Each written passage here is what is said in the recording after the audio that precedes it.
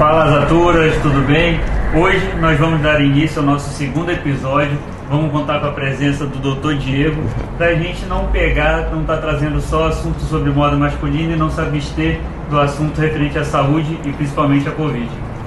Sim, então eu agradeço ao Richard pelo convite. A minha intenção aqui é mais orientar sobre o que tem acontecido com relação à pandemia e alguns cuidados para a gente ter durante esse período. Então, doutoras, como abrimos ali a caixa de perguntas no nosso Instagram, né? Vou fazer aqui a primeira pergunta para o doutor Diego. A primeira pergunta foi a seguinte, doutor. Qual a importância da vacinação? Então, a vacinação ela tem uma importância muito grande no atual contexto.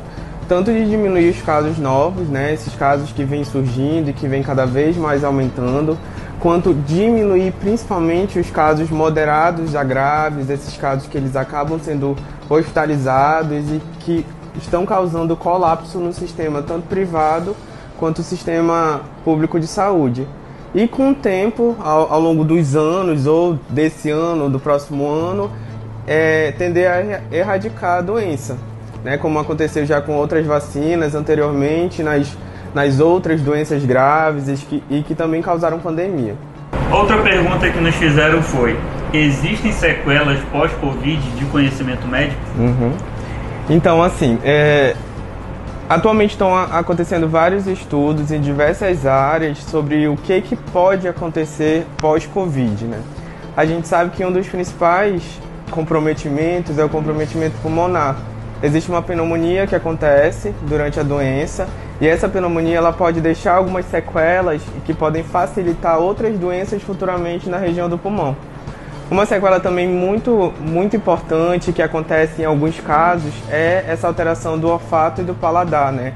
A gente sabe que alguns pacientes têm essa alteração durante a doença, durante a fase aguda da doença, mas que ela pode persistir até 2 meses ou em alguns pacientes até 1 ano após a doença. Outra alteração também que acontece, mas em número menor, é a incidência de hipertensão, de pressão alta pós-Covid. Entre outras, existem alterações neurológicas, alterações na região do rim, mas que são menor incidência. Caraca, engraçado que a minha namorada, ela teve, né, a perca de olfato e paladar e eu não tive. Mas o dela demorou pouco, então eu não sabia que podia variar assim, alongar, ter muito tempo, outros em tempo menor.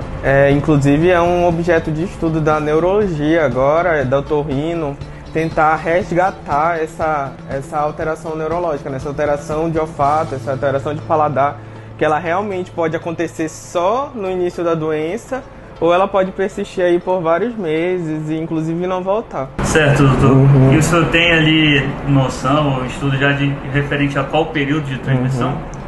Então, a Sociedade Brasileira de Infectologia, ela lançou um manual que ela orienta sobre o período de transmissão. Então é assim, os pacientes que eles não são hospitalizados e que eles têm doença leve, o período de transmissão ele fica mais ou menos entre 10 dias, 10 a 14 dias, enquanto os pacientes que são hospitalizados, são intubados principalmente, o período de transmissão ele se estende até possivelmente 20 dias. Certo, doutor. Em relação à casa, né? Como é que fica o banheiro quando a família só tem um banheiro na sua casa? Sim. A questão de pacientes que tenham familiares, pacientes que contraem o Covid, que tenham outros familiares em casa, não só a questão do banheiro, mas eu acho que cozinha, o quarto, tudo fica exposto aos pacientes que não tiveram, né? Então, assim, uma higienização adequada, uso de álcool em gel, mas principalmente, se possível, o isolamento do paciente que estiver com coronavírus. Ou o isolamento externo, né, que ele vá para outra casa, ou esses cuidados mais restritos. Fez o uso do banheiro, que vá alguém e limpe um banheiro, limpe com álcool em gel, lave o banheiro. Mas assim, realmente complicado quando tem outros familiares. A incidência, mostram, né, que essa incidência de transmissão ela aumenta muito. Certo, Diego. E referente a acessórios, né, que a gente utiliza, né, durante o dia, por exemplo, relógio, pulseira, anel, óculos mesmo, a gente tem que higienizar, inclusive, esses acessórios também? O ideal é sempre higienizar todos os acessórios com álcool em gel, lavar as mãos com água e sabão, que é muito importante, e todos os utensílios, todas as coisas, principalmente assim, você vai para o trabalho, você tem contato com outras coisas, tudo que você toca, você tem uma possibilidade maior de transmissão. Então é importante sim higienizar todos os acessórios, os óculos, os utensílios, o que você usa, o que talher que você usa para comer, é bem importante. Certo. Aqui em Manaus, né, teve lockdown e os restaurantes tiveram que se readaptar, né, a um serviço, até mesmo para conseguir servir o povo manauara. Então, o que você tem a falar referente ao delivery? Então, assim, os cuidados que tem que ser feitos com o delivery, se tiver a opção de não ter contato direto com o entregador, é interessante que possibilite que seja feito dessa maneira.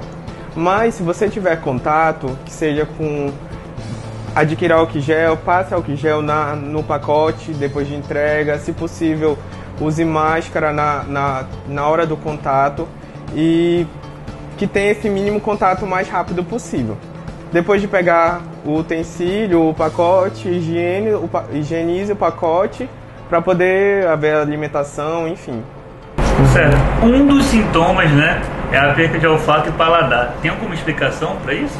Tá. Isso também tem sido objeto de estudo importante. O que acontece, o que acha-se que acontece inicialmente é um processo inflamatório no nervo olfatório, né, que é esse nervo que faz o olfato. E esse processo inflamatório ele causa um edema, um inchaço no nervo e que dificulta essa sensibilidade. Posteriormente, o que pode acontecer é uma lesão tanto parcial quanto uma lesão total do nervo.